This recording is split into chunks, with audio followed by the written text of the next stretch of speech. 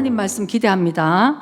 자, 마태복음 21장 33절에서 40절 말씀 우리 같이 봉독하시겠습니다.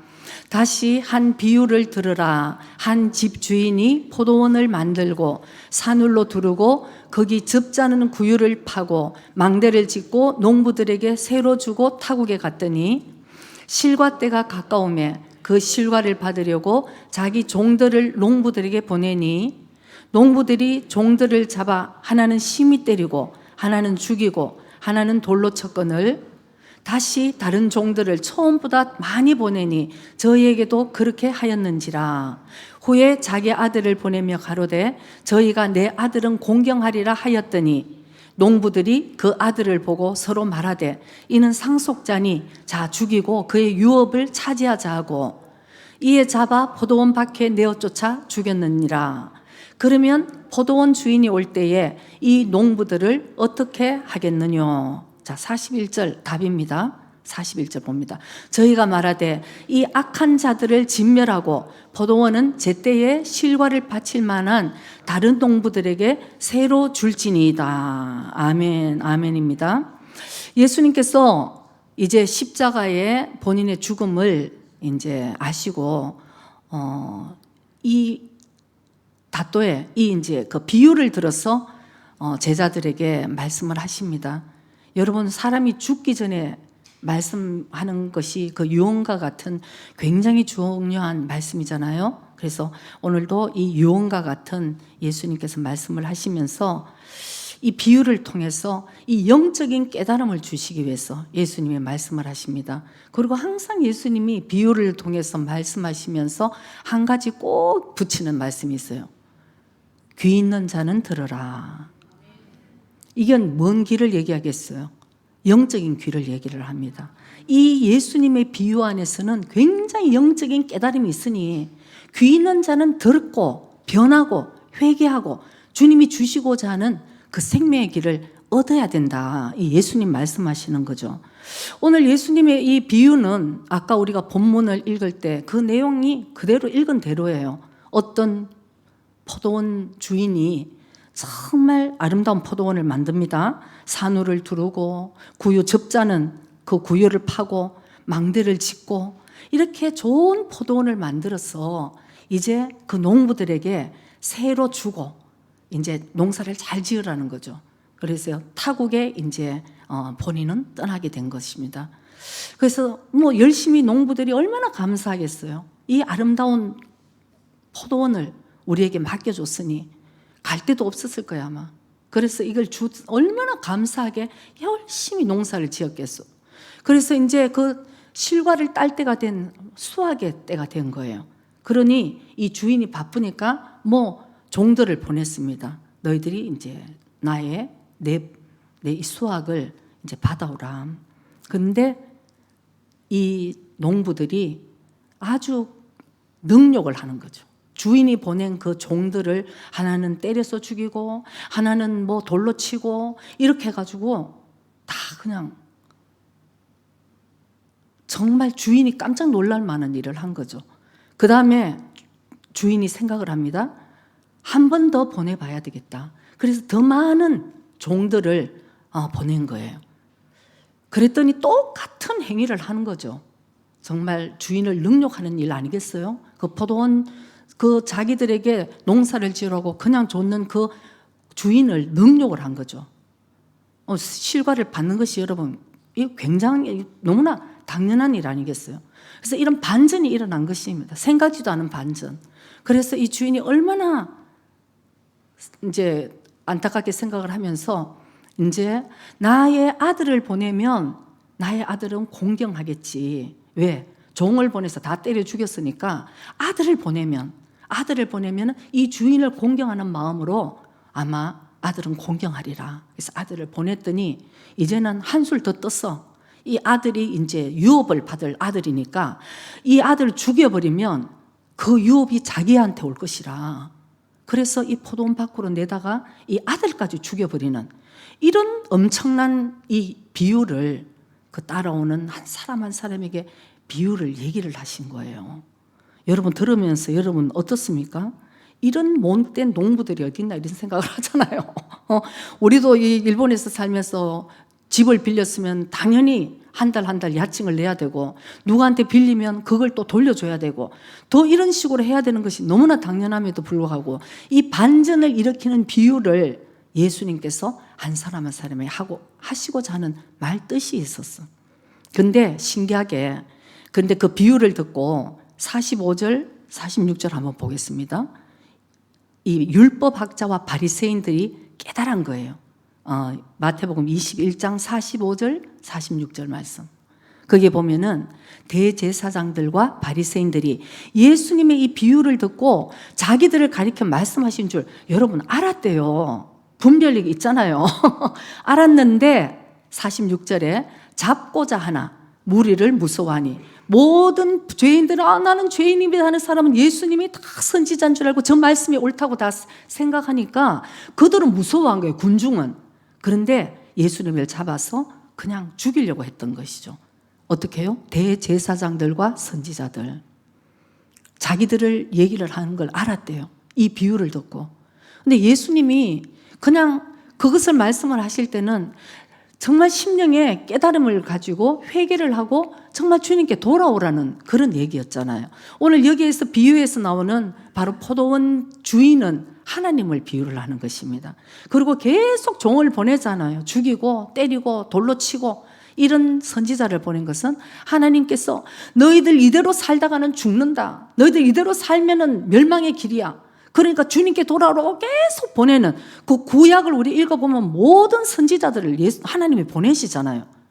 하나님이 보내시는데도 불구하고 이스라엘 백성은 절대 듣지 않는 돌로 치고 죽이고 이것은 바로 이스라엘 백성이라 비유를 말해서 주님이 이제 예수님이 이런 비유를 말씀을 합니다.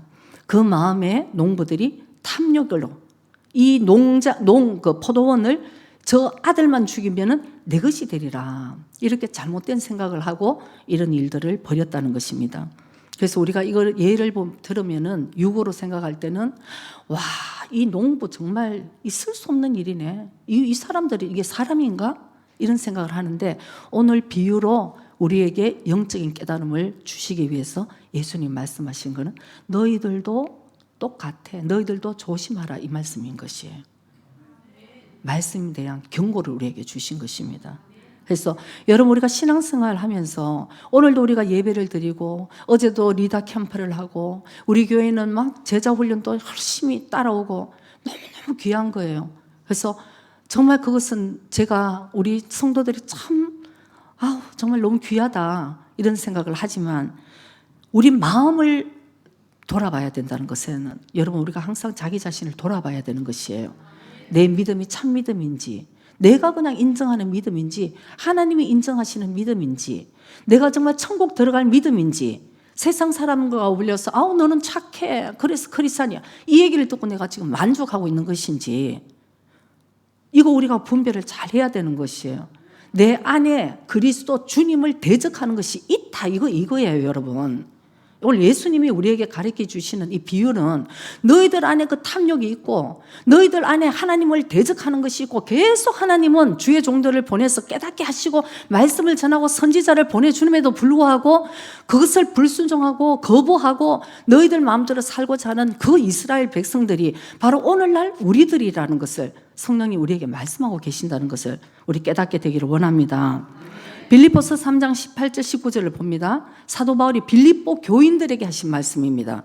내가 여러 번 너희에게 말하였거니와 이제도 눈물을 흘리며 말하노니 여러 사람들이 그리스도 십자가의 원수로 행하느니라. 19절에 저희의 마침은 멸망이요 저희의 신 이거 하나님이라는 거예요. 저희들이 섬기는 하나님은 너희 배야 너희 탐욕이라는 것이 너희들 탐욕 그 영광은 저희의 부끄러움에 있고 어떻게 해요?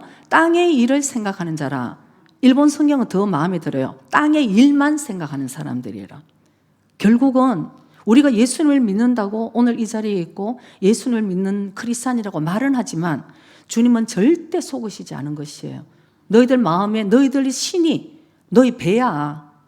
넌 탐욕하고 있는 자야. 그걸 깨달으라는 것입니다 여러분. 이거 진짜 중요한 얘기예요. 우리 속에 숨겨져 있는 이 탐심, 자아, 내 멋대로 살고 싶어하는, 나만 배부르게 하고, 남은 무슨 하나님의 말씀에 남을 위해서 살라? 그런 게 어딨어. 나만 좋으면 되는 거고, 내 마음대로 하고 싶은 거고, 이렇게 살고자 하는 내 자아가 아주 강하게 여러분 있다는 것을 인정을 하게 되는 거죠. 그러니까 그것이 결국은 그리스도 십자가의 바로 적으로, 원수로 살게 한다. 이 말씀을 사도 바울이 빌립보 교인들에게 여러분 하는 거예요. 그래서 정말 그들의 결국은 어떻게 되는가? 바로 우리 속에 있는 바로 이 탐심에 대해서 여러분 정말 자기 자신도 모를 때가 많아요. 저 역시도 그렇습니다. 그런데 정말 예수님을 만나고 제가, 여러분들도 그런 생각을 했을 수도 있어요. 저는 두 가지가 정말 깨달아진 것이 뭐냐면은 예수 믿고 나니까 이 죄의 기준이 너무 틀리다는 것을 깨닫게 되는 거죠. 세상 사람들은 죄가 아니지만 주님이 보실 때는 엄청난 죄인 것이 우리 마음에 있는 죄. 그 다음에 내 인생은 그냥 내 인생, 옛날에 그런 노래 있었잖아요. 내 인생은 나의 것. 내 인생은 나의 것. 아무도 나한테 타치하지 말라는 거예요. 부모도 타치하지 마. 내 인생은 나의 것. 그거 얼마나 히트 쳤는지 몰라요.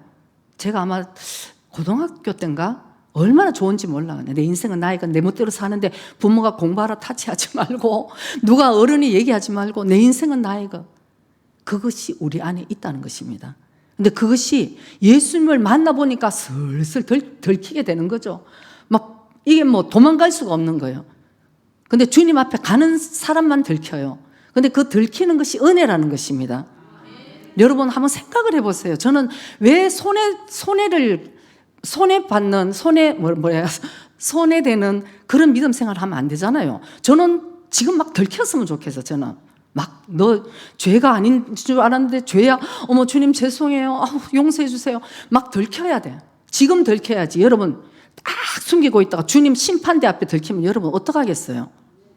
그래서 저는 제가 한번 거듭나니까 제 기도가 그거였습니다. 하나님의 말씀은 살아있고 운동력이 있어.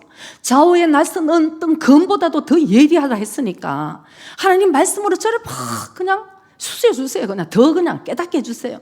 아주 은밀한 거, 내가 깨닫지도 못하는 것까지도 하나님의 말씀으로 저를 깨닫게 해주세요. 제가 늘 그 기도를 했어요. 그게 제일 두렵더라고요. 내 자아, 내가 예수를 아무리 믿어도 내 마음대로 결국 살고, 이까지 예배를 드렸다고 여러분 사람이 변합니까? 자아는 크게 커서 있는데. 그래서 제가 예수님을 만나보니까 내 인생의 목적이 내가 아니고 바로 이거였다는 것을 철저하게 깨닫게 되는 거죠. 이사야서 43장 7절 말씀 봅니다. 무릇 내 이름으로 일컫는 자 곧 내가 내 영광을 위하여 창조한 자를 오게 하라. 그들을 내가 지었고 만들었느니라. 아멘. 21절도 봅니다. 이 백성은 내가 나를 위하여 지었나니 나의 찬송을 부르게 하려 함이니라. 아멘. 우리의 인생의 목적이 여러분 하나님의 영광을 위해서 지어졌다는 거예요. 그래서 예수 믿는데 나를 행복하고 나를 치유하고 나를 이렇게 해줘야 되는, 하나님을 꼭 이렇게 종으로 부리는 사람이 너무 많아요. 아니에요 여러분. 하나님의 영광을 위해서 우리는 지음을 받은 사람이에요. 그래서 하나님이 그래서 우리에게 선한 청지기가 되라고 늘 말씀하시는 거예요. 너희들 우리에게 준 모든 것이 하나님의 것인데 지금 이 땅을 살 때 하나님 우리에게 선한 청지기가 되라고 우리에게 잠시 맡겨두신 것입니다. 나의 물질도 그렇습니다. 나의 여러분 정말 생명까지도 그런 거예요. 내 자녀도 내 것이 아니에요. 내가 몸을 찢어 낳았지만 내 것이 아니에요. 하나님이 잠시 우리에게 맡겨주신. 그래서 우리에게 내가 가지고 있는 모든 것은 여러분 지금 나는 하나님의 것을 맡겨있는 선한 청지기가 돼야 되는, 그것을 여러분 우리가 절대 잊어서는 안 되는 것입니다. 그래서 나의 기준으로 살아가는 것을 다 내려놔야 돼요. 저는 어느 날 정말 어렸을 때부터 교회를 다니고 제가 4대째 크리스찬 집에서 크면서부터 어릴 때부터 이 율법에 대해서는 그대로 배웠잖아요. 그래서 그대로 성장했습니다. 그러나 제 마음에는 탐심이 가득했어요. 이 세상에 대한 욕심, 나는 이렇게 잘 되고 싶은 욕심, 내 자녀들은 이렇게 성공해서 이런 욕심, 그러고는 그게 얼마나 끔찍한 얘기냐면 그 모든 것을 통해서 하나님께 영광 돌려야지 하나님 절대 안 속으시는 분이세요. 그래서 제가 열심히 교회도 열심히 다니고 교회 사라 그러는 거는 다 하고 누가 보면은 굉장히 믿음 좋은 자매로 그렇게 살았는데 제 마음은 주님만 아시고 내가 아는 거지. 그래서 어느 날 하나님이 안 되겠다 이래서 이제 저를 하나님이 이 광야, 저한테는 광야예요. 일본을 이제 데리고 오셨어요. 나는 한국에 있었으면 아마 할렐루야 그러고 막 할렐루야 그 모습은 너무나 믿음 좋은 자매처럼 해서 너무나 저는 행복하게 살았을 거예요 아마. 고생스러운 거 하나도 없었으니까. 근데 이제 하나님께서 저를 광야로 일본에 부르시고 지금의 일본에하고 상황이 틀립니다 여러분. 1985년 일본 사람, 한국 사람이 여행 자유화가 안 된 그 시대예요. 그러니 얼마나 광야겠어요. 한국 사람을 볼 수가 없는 거예요. 한국말을 들을 수가 없는 거예요. 그래서 하나님이 하나님만 찾도록 저의 환경을 이렇게 만들었습니다.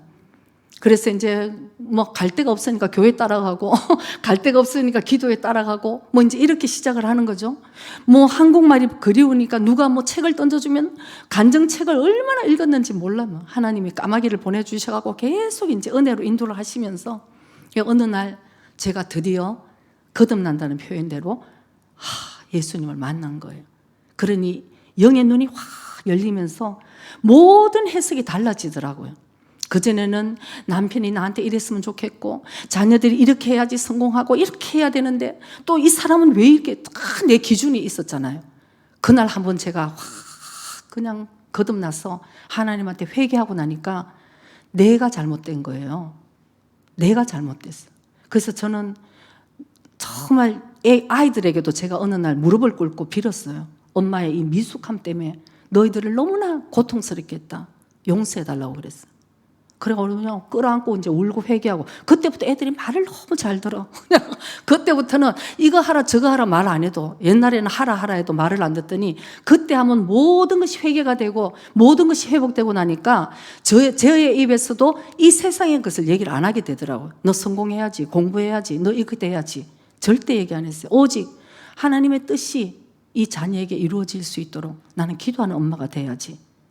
왜냐하면 하나님이 뭘로 쓸지 모르잖아요. 나는 내 아들이 내 딸이 이렇게 됐으면 좋겠다는 건 내 계획이고 하나님이 어떻게 쓰실지 모르니까 하나님 길을 열어주셔서 하나님의 뜻대로 하나님의 영광의 도구로 그렇게 쓰기 원합니다. 그렇게 이렇게 얘기를 다 했어요. 여러분 기도했어요. 하나님이 하나씩 인도를 하시는데 그전에 제가 이렇게 되기 전까지는 계속 저의 육의 욕심과 싸움이 있었다니까요. 처음에 하나님을 거듭나서 만나고 주님 사랑한다고 그렇게 눈물을 흘려도 여러분 안에 여러분의 자아를 여러분이 모르는 경우도 많이 있다는 것을 우리가 알아야 되는 것이에요. 제가 그랬으니까. 그래서 저는요 정말입니다. 11조 너무 어려워요. 이런 사람 보면 참 정말 믿음에 미음자도 모르는구나. 여러분 세상에 11조 드리는 것만큼 쉬운 게 어디 있습니까? 계산해서 드리면 되는데 근데 자 사랑해라. 어떻게 여러분 사랑할 것이에요? 이 육으로 가득한데 그리고 나는 열심히 사랑해도 상대가 사랑을 못 받았다 그러는데 여러분 그게 어떻게 사랑을 한 것이에요? 그런데 이제 이거랑 이제 싸움을 해가면서 어쨌든 주님 뜻대로 살기를 제가 막 몸부림을 쳤어요. 하나님 나중에는 제가요 우리 목사님 그때 집사였을 때 그 교회에서 집회를 한다 그러면은 집회를 3일을 안 들어오신 적이 있어요. 교회에 할 일이 마태산인데 할 일을 할 수 있는 남자들이 없어. 우리 목사님이 다 집사로서 다 했어요. 저는 한마디 제가 불평불만 안 했습니다. 그때도 제가 어떤 얘기를 했냐면 하나님 내 남편도 주의 것입니다. 내가 내 남편이라고 주장을 하고 쓰레기 버려달라 소리 절대 안 하고 아무것도 안 할 테니까 지금도 저 혼자 버려요 씩씩하게. 그래서 부부 싸움하는 거 보니까 뭐 설거지도 안 해주고 저는 진짜 그런 싸움을 해본 적이 없으니까 하나님 내 남편도 하나님 것이고 그러는 제가 근데 그 다음에 제가 내 자아와 이렇게 싸우고 내 자아가 이렇다는 것을 제가 그 전에 깨달은 때가 있었습니다.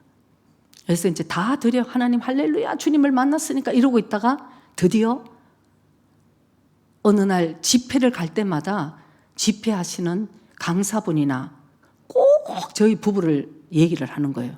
강대상에 있으면서 우리를 지적하고, 나중에 제가 기둥 뒤에 숨어 있는데도 나중에 끝마치면은 나오라 그러고 기도하고 찾아오시고 이러면서, 여러분 뭐라 그러시냐면은, 우리 부부는 일본에 사명이 있습니다. 사명을 붙으시기 바랍니다. 저는요 그때 빨리 돌아갈 계획을 하고 있었거든요. 1년만. 우리 집에, 한국에 서울에 집을 다 샀고, 뭐 내 사랑하는 친구, 뭐 형제 자매 다 한국에 있고, 저는 일본 말도 하나도 모르는 이 광야와 같은 일본 땅에서 1년만 이제 경험상, 외국에서 그래도 한 경험을 하자, 1년만 살고 이제 돈다발 다 챙겨가고 이제 가려고 하는 순간에 일본에 사명이 있다, 사명이 있다. 그때 이제 제 자아가, 전 죽은 줄 알았어요. 저는 예수님 사랑해요 그러고 뒹굴고 이럴 때 난 다 죽은 줄 알았는데, 이게 이제 제가 올라오는 거예요. 아닙니다, 주님. 이건 뭐 마귀의 역사가 마귀의 역사일 수도 있어. 나를 죽이려고 하는 역사일 수 있어. 그래서 이제 그때부터 이제 부딪히는 거예요. 근데 나중에는 우리 목사님은 이제 하나님의 뜻인 걸 아셨죠. 근데 저보고 나중에는, 그러면 당신이 차라리 혼자 돌아가라. 우리 이렇게까지 됐어요. 근데 제가 아무리 기도를 해도 저도 주님을 만났잖아요. 이건 하나님이 기뻐하시는 게 아니라는 걸 제가 알았어요. 그래서 어느 날 이제 회사 가고 이제 애들이 학교 가고 오전인데 저 혼자 방에서 울면서 기도를 했습니다. 주님, 이게 주님의 뜻인 거는 알겠는데 제가 도저히, 저는 일본에서 목회를 한다는 게 제가 도저히 이게 감당이 안 됩니다. 하나님, 이 십자가 때문에 저는 깔려 죽을 것 같아요. 이제 이러면서. 근데 이건 솔직히 모든 다른 주의 종들이 얘기한 것이지 우리한테 직접 얘기하신 거 아니잖아요. 그리고 이제 주님께 이제 반발을 하는 거죠. 대적하는 거죠, 이 자아가. 그래서 이제 기도를 해요. 그 당시는 카세트 테이프의 시대였잖아요. 그래서 제가 엄청나게 은혜를 그때 많이 받고 있었을 때니까 카세트 테이프가 우리 집에 어마어마하게 많았습니다. 그래서 제가 먼저 제 1차적인 기도를 하는 거죠. 주님, 눈을 감고 제가 여기서 더듬어서 저 뒤에 눈에 보이지 않는 타이틀에 내가 눈을 감고 한 테이프를 내가 뽑을 테니까 하나님이 저에게 말씀하시는 것을 말씀해 주십시오. 그래가 눈을 감고 막 울면서 뒤에 이제 저 뒤에 테이프를 싹 뽑아갖고 눈을 딱 떠보니까 여러분, 요나예요. 그런데 또 이제 이건 아니지 싶어서 이거는 아니고, 그 다음에 앞에 지금도 유명한 목사님의 책을 그때 제가 많이 이제 전집을 사놓는 게 있는데, 책 하나의 크기가 막 이만큼 두꺼운 책이 있었어요. 그래서 그거 한 6권이 있는데 그 중에 하나를 뽑아서 제가, 하나님, 제가 여기서 이제 드디어 말씀으로 이제 펼칠 테니까 하나님 저에게 말씀해 주십시오. 그것이 하나님의 말씀인 줄 알겠습니다. 아무리 뭐 다른 주의 종이 저보고 뭐 사명이 있다 그래도 그건 난 못 믿겠어요. 하나님 직접 말씀해 주세요. 그리고 이제 이렇게 눈을 감아갖고 착 펼쳤는데, 여러분, 요나예요. 그래서 일본말로 산도메너 쇼지기 3번, 33이다 이제 33. 그래서 제가 이건 아니지 그렇게 하고는 제가 나의 성경을 가지고 자 3세판 이제 하나님 합니다. 그 대신 이제 제가 눈을 감고 펼칠 테니까 하나님 저에게 말씀해 주세요. 요나는 이점에 있지 아니죠. 이제 요나를 피해갖고 이제 이렇게 펼쳐야지. 그리고 확 펼쳤는데 시편 139편 7절에서 10절 말씀이 막 완전 튀어나오듯이 말씀이 튀어나오는 거예요. 제 일생에 잊혀지지 않는 말씀. 여러분, 내가 주의 신을 떠나 어디로 가며 주의 앞에서 어디로 피하리까?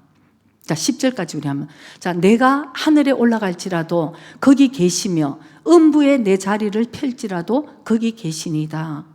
내가 새벽 날개를 치며 바다 끝에 가서 거할지라도 10절 곧 거기서도 주의 손이 나를 인도하시며 주의 오른손이 나를 붙드시리이다.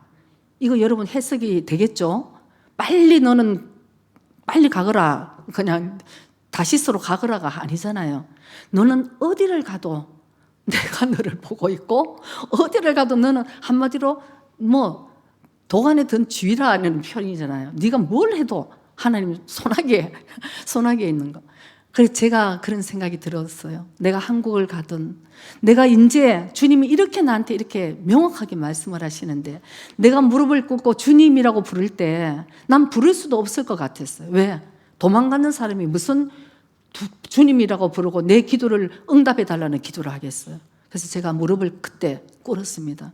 주님, 알겠습니다. 그 대신 저는 너무나 연약하고 전 너무 부족하고 저는 정말 일본말도 모르는데 왜 주님이 나에게 일본에 있으라 그런지 나는 모르지만 주님이 나를, 나 같은 인간을 그래도 주님이 쓰시고자 한다면 나는 순종하겠습니다. 그 대신 하나님 제 마음이 여러분 순종하겠습니다 고백을 해도 한 번에 순종이 되나요? 이 육에 살아있는 성품이 끊임없이 완전하게 순종될 수 있도록 주님이 저를 인도해 주시옵소서. 그때부터 이제 제 기도가 바뀌고 그러면서도 끊임없는 진짜 이 싸움을 했습니다. 시간이 있으면 다음에 또 하는데 막 롯의 아내냐 그러고 주님이 또 한번 결단하게 하시고 이런 게 있어서 여기까지 하나님이 인도를 하셨는데 저는 확실하게 이제는 말씀드릴 수 있어요. 주님이 그 손길로 저를 포기하지 않으시고 너의 사명이 이것이라고 계속해서 말씀해 주시고 이 부족한 사람이 그래도 순종할 수 있도록 도와주신 분. 주님은 역시 선하시고 여러분 생각해 보시기 바랍니다. 아니 여러분도 생각을 해보세요. 저는 그런 생각이 그때 들었어요. 내가 이렇게 도망을 가고 내가 이 십자가가 나에게 너무너무 힘이 들어서 내가 만약 도망을 갔다면 나는 두 번 다시 주님 그러고 이름도 못 부를 것이고 내가 불러서 주님께 간구한 그 모든 기도를 주님이 나한테 왜 들어주셔야 돼요 여러분? 우리는 주님을 제1로 생각을 안 하면서 왜 그 주님 그분은 늘 내 기도를 들어주셔야 되고 내 원하는 걸 들어주셔야 되는 이런 잘못된 얘기가 어디 있겠어요. 그래서 제가 그때 생각을 하니까 내가 심판대에 있었을 때 주님이 분명히 나에게 이걸 물어질 거야. 내가 너를 그때 손을 잡고 너를 인도를 하고자 했을 때 너는 그때 무엇을 했느냐. 이것이 여러분 제 인생에 어떤 일이 있어 제가 부끄러움을 당하고 제가 실수를 했을 때도 저는 너무 감사한 것이 지금 다 드러나서 참 다행이다. 저는 이런 생각이 들어요.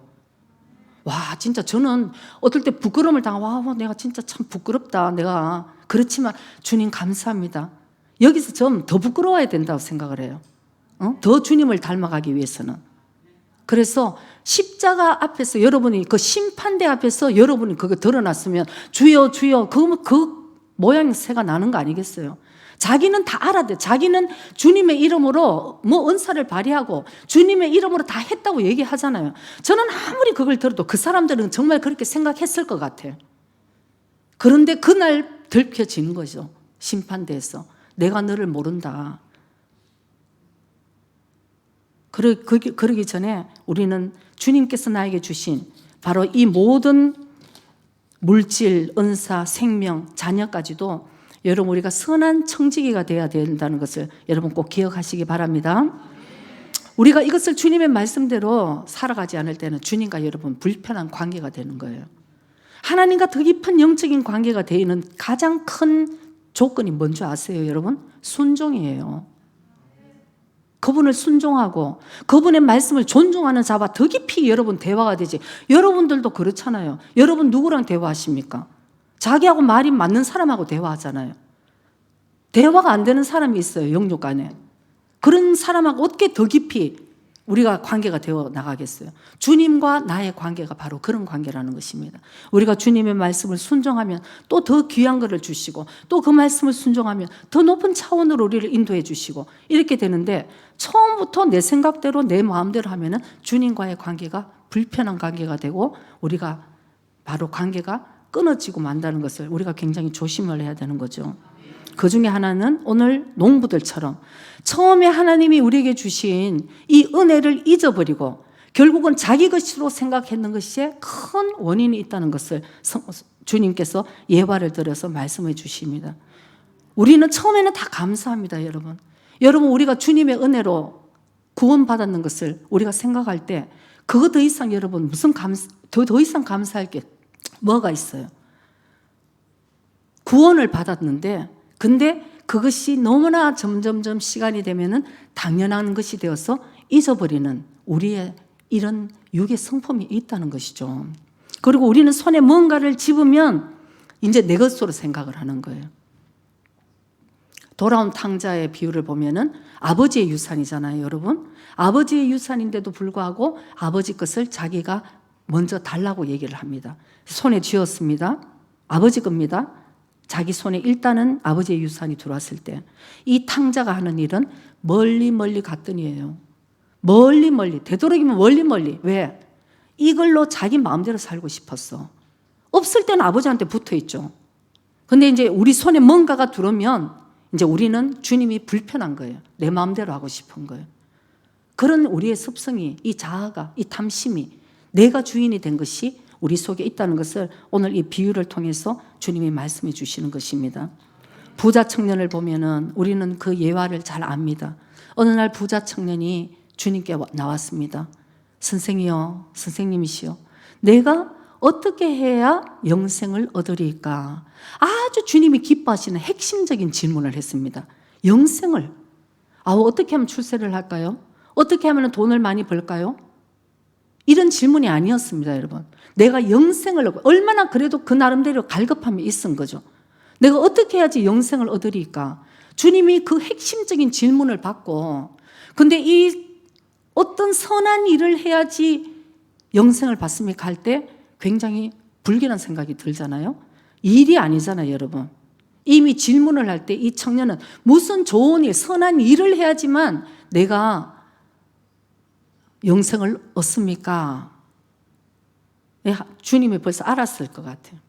아이고, 이거는 얘는 늘 일하는 걸로 기준을 삼는구나. 그래서 나는 그래서 너 계명을 지켜라. 그랬더니 무슨 자기 계명?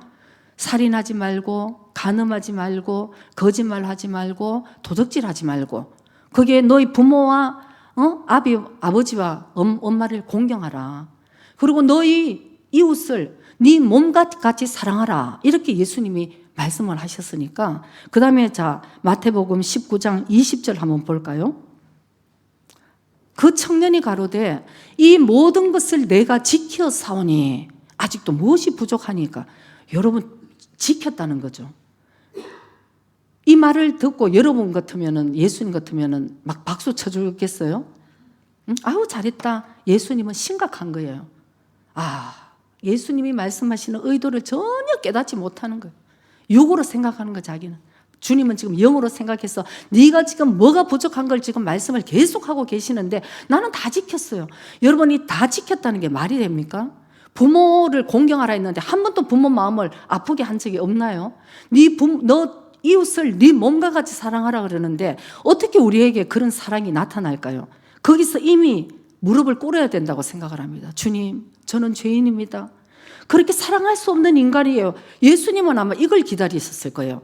근데 다 지켰어요. 더 이상 뭐를 지켜야 됩니까? 했을 때 주님이 아시고 이 청년의 아킬레스건을 건드시는 거죠. 자, 네가 그렇게 다 지켰다면 너의 소유를 다 팔아서 가난한 사람을 줘봐. 그러면 여러분 다 지키는 거 아니겠어요? 근데 이 청년이 딱 걸리는 거예요. 자기 재산이 있기 때문에 근심하며 결국은 예수님을 떠나가니라. 저는 성경을 읽으면서 이것만큼 슬픈 일이 없어요. 영생을 구하고자 했습니다. 자기도 영생을 얻고자 했습니다. 그리고 질문도 해요.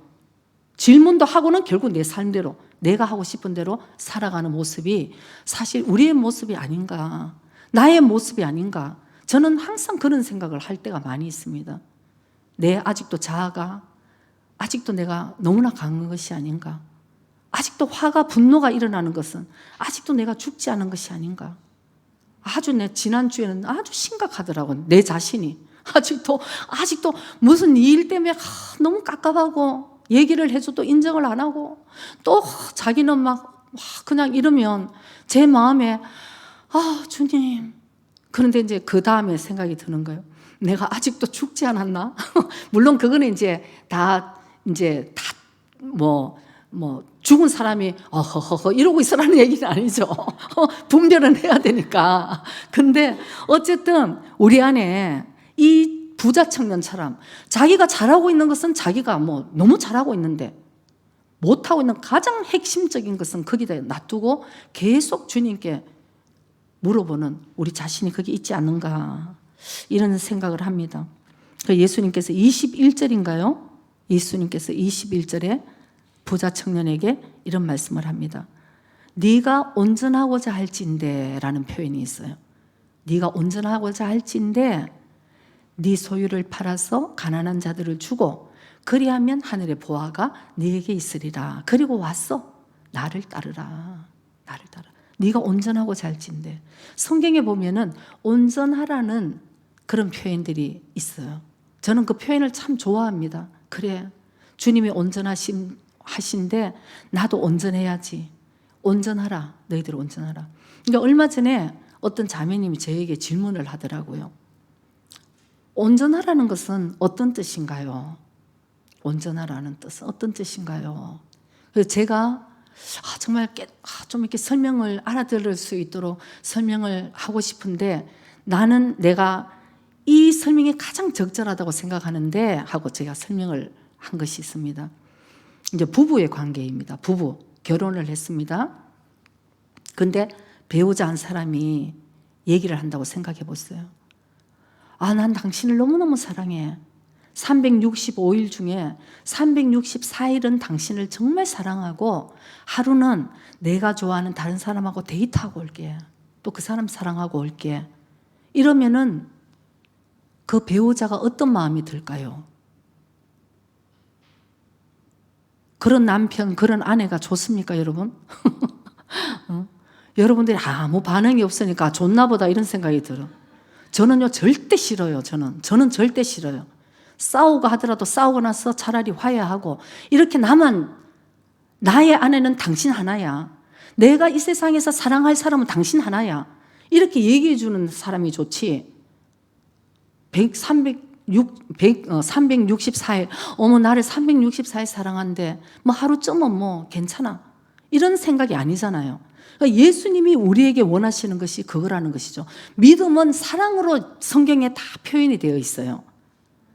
사랑으로 역사하는 믿음. 믿음이라고 뭐 내가 뭐 할렐루야 뭐 이게 믿음이 아니고 주님을 사랑하는 마음에서 나오는 믿음. 이 이웃을 사랑하는 마음에서 나오는 믿음이 참 믿음이고 사랑으로 역사하는 믿음이라고 성경은 표현을 하고 있는 것이죠. 그래서 이 사람을 결국 사랑하지 않는 것은 믿음이 아니에요, 여러분. 믿음이 아닙니다. 그래서 정말 내가 예수님을 사랑한다는 것은 그거랑 똑같은 거죠. 예수님을 온전하게 사랑하는, 나의 남편과 같이 사랑하는, 나의 아내와 같이 사랑하는 그런 온전한 믿음. 그것이 온전하다고 나는 그렇게 표현할 수밖에, 나는 더 이상 좋은 표현이고 나는 그렇게 이해를 한다고 설명을 했더니 일단은 좀 이해가 됐다 그러더라고요. 알겠다고. 그러니까 자기가 덧붙여서 설명을 해줬어요. 그러면 알겠다. 예수님을 사랑한다 하면서 이 세상을 막 사랑해서 가는 것은 온전하지 않은 것이네요 그러더라고요. 그래서 그렇다고 그런 설명을 하면서 정말 우리가 온전하기를 하나님이 우리에게 원하실 때 우리가 정말 온전하게 하시기 위해서 하나님이 우리에게 계속 아킬레스건을 건드리실 때가 많아요. 너 그거 순종해야지. 이 부자 청년에게는 물질이었겠죠. 어떤 사람은 또 물질 아니고요. 자기의 막 건드리기만 하면 폭발하는 이런 또 자존심이 있어요. 또 어떤 사람은 자기의 명예를 갖다가 한번 이러면은 막 갑자기 사자가 되어가고 막 이렇게 덤비는 사람도 있고 다 그 아킬레스건이 다 있더라고요. 그런데 부부들은 그러잖아요. 그걸 건드리지 말고 살아야 된다. 근데 주님은 계속 건드리시는 거야. 왜냐하면 그거 그대로 있으면은 아까 있잖아요. 너희들이 멸망한다고 성경 말씀하시잖아요. 그게 결국 우리 주님의 말씀으로 우리가 깨트려지지 않은 나의 주인된 자아라는 것입니다. 이거는 교회에서나 성경 말씀에만 가르쳐 주는 것이지 세상에 나가보세요. 아무도 얘기 안 하고 아무 문제가 없는 얘기예요. 그래서 이게 가장 우리에게, 예수 믿는 우리에게 하나님이 내가 이것만은 내려놓기 싫은 것, 그것이 아킬레스건입니다. 견고한 진. 이것만은 건드리기만 하면 그냥 이게 하나님은 계속해서 나를 건드리시는 거죠. 죽기까지 싫은 거, 그것을 계속 왜? 그것을 내려놔야지 참 온전한 하나님의 사람이 되니까. 아멘. 너무 감사한 것입니다. 너무 감사해요. 저는 뭐 얼마나 하나님이 그냥 부끄러움을 당하게 하시고 욕을 많이 먹게 하셔서 제가 어떨 때는 얘기를 합니다. 저는 욕을 너무 많이 먹어서 이렇게 좀 지혜가 생긴 것 같아요. 여러분 너무 자기를 포장하지 마세요. 나 그런 사람입니다. 막 욕하는 사람이 있으면 나 그런 사람입니다. 그러고 한술 더 뜨세요. 다행이에요. 나 더한 사람인데. 더한 사람인데 그것만 그렇게 얘기해 주셔서 감사하네요. 이게 이제 아주 훈련을 받고 이제 이러면은 우리의 마음이 넓혀지고 이 아킬레스腱 뭐 건드리기만 폭발하는 것을 계속 하나님이 주님의 방법으로 주님의 인격으로 우리를 바꿔가시기를 원하시는 거죠. 여러분, 우리는 결국 이 농부와 같이 하나님의 은혜를 우리는 잊어서는 안 됩니다. 여러분, 내가 누구인지 잊어서는 안 돼요. 난 죄인의 멸망할 수밖에 없는, 지옥 갈 수밖에 없는 나를 하나님께서 이렇게 아들 독생자 예수를 보내주셨는데 그거를 능멸하고 그거를 치고 죽이고 내 것인 줄 알고 살고, 이런 여러분, 이런 구원의 역사가 이제 끊어지는 거예요. 예배소 교회에서 성령께서 말씀합니다. 다 모든 걸 다 칭찬했어요. 예배소 교회는 정말 칭찬받을 것이 부분들이 많았지만 마지막에 예배소 교회에서 제일 중요한 얘기를 합니다. 네가 어디서부터 떨어진 걸 네가 스스로 알아서 회개하여 첫 행위로 돌아오라. 우리는 여러분, 자기도 모르게 떨어지는 것이, 언제 내가 떨어지고 내가 언제 하나님의 은혜에서 떨어졌는가, 이것을 잊어버리면 안 된다는 거죠. 요즘은 제가 집에 이렇게 있으면, 옛날에는 그런 일이 없었는데, 글쎄요, 그 치매 환자들, 치매라고 그러면 되나요? 일본에는 닌치쇼 그랬는데, 이런 환자들이 많아서 그러는지 어느 순간부터 집에 있으면 방송이 들릴 때가 있어요. 사회와의 구약 쇼가라, 짜자자자, 또 사회와의 구약 쇼가라, 한 말 한 말을 전달해야 되기 때문에 에코가 나오는 걸 딱 기다리더라고요. 어제 복장은 이런 옷을 입었고, 이런 옷을 입었고, 그 다음에 또 이제 몇 살이고, 남자 성별을 얘기하고, 지금 어제부터 집을 안 돌아왔다는 거예요. 그런 게 꽤나 요새 많이 들려요. 근데 너무 감사하게 조금 있으면은 아까 방송한 분을 찾았다, 이런 방송도 나오는 거예요. 다행이다, 정말 다행이다. 근데 어제 내가 막 오늘 말씀을 준비한다고 막 고민하고 막 이러고 있는데 방송이 들리는 거예요. 귀를 기울여 봤어. 그냥 어제 나갔다는 거죠. 어제 나갔는데 사회와의 구약 쇼카라, 이게 진짜 아마 차를 이렇게 돌면서 이제 아마 안내를 하는 것 같아요. 이런 분 발견하면은 연락 빨리 해달라. 제가 어제 얼마나 그 추운데, 아직도 못 찾았어. 주위 사람들은, 가족은 얼마나 걱정을 하겠나. 이러면서 막, 갑자기 막 은혜가 되면서 메시지가 생기더라고요. 나 영적인 치매가 되면 안 된다, 진짜. 그러고는 목적지를 잃어버린 거예요. 집으로 돌아가야 되는데, 집으로 돌아가지 못하는 목적지를 잊어버렸어. 그러면서 또 생각이 드는 거예요. 우리의 목적지는 천국이잖아요, 여러분. 응?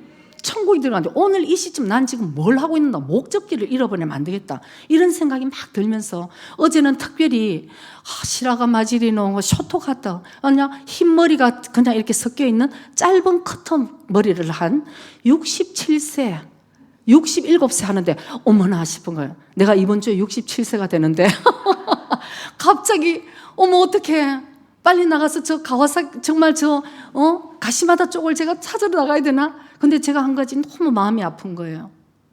나이는 똑같은데 이제 이미 기억을 잃어버렸구나. 여러분도 저도 다 괜찮다고 얘기할 수 없어요. 요즘 현대인들이 제일 무서워하는 병이 바로 치매잖아요, 여러분. 암이 무서운 게 아니에요.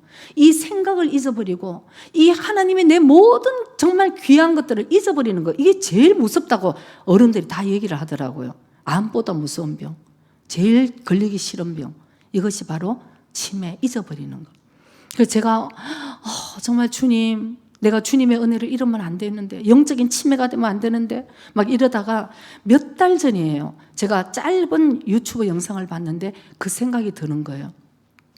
어느 미국에 90 굉장히 넘은 할머니인데 영상이 이렇게 나오는데, 이 할머니가 바로 치매를 걸리셔서 모든 것을 다 기억을 잊어버리셨대요. 근데 할머니에게 그 손주가 이제 말을 거는 거죠. 다 잊어버려서, 할머니 다른 걸 물으니까 다 모르는데, 할머니 예수 그리스도, 갑자기 할머니가 눈물을 흘리시는 거예요.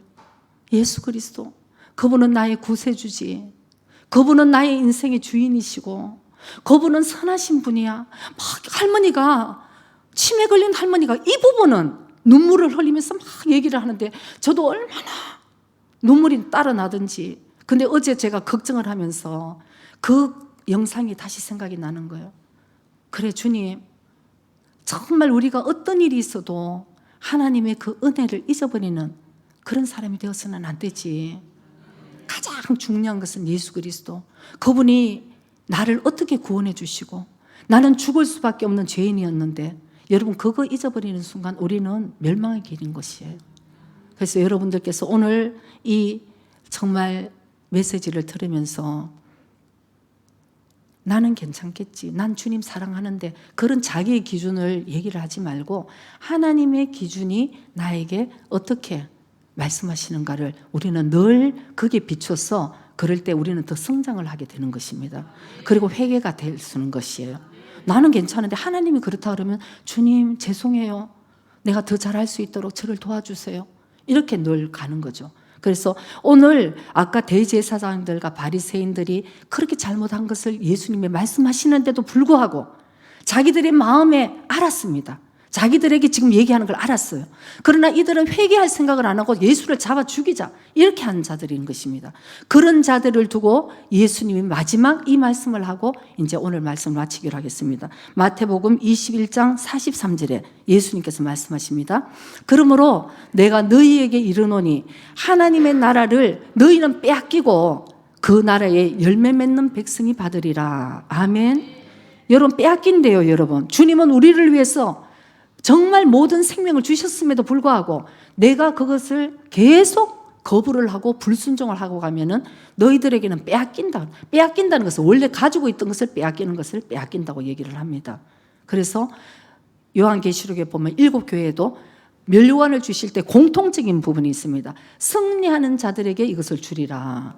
아멘. 그래서 신앙생활에 여러분 항상 이 선한 싸움에 정말 승리하는 저와 여러분이 되시고 매일매일이 말씀과 기도 가운데 거룩하고 완전하게 나아가는 저와 여러분이 되시기를 주의 이름으로 축복합니다. 기도드리겠습니다.